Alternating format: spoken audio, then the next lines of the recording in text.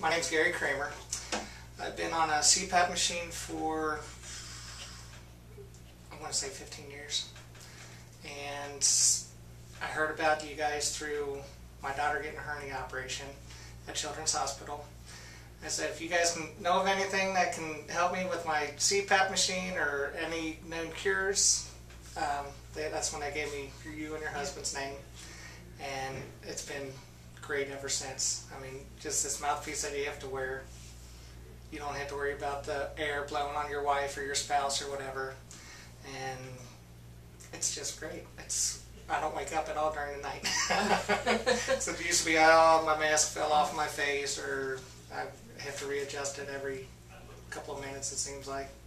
But now it's just, and I go to sleep and I'll wake up until my alarm wakes me up. I honestly feel 100% better. Awesome. Yeah, and I don't fall asleep on the couch anymore. Wonderful, wonderful.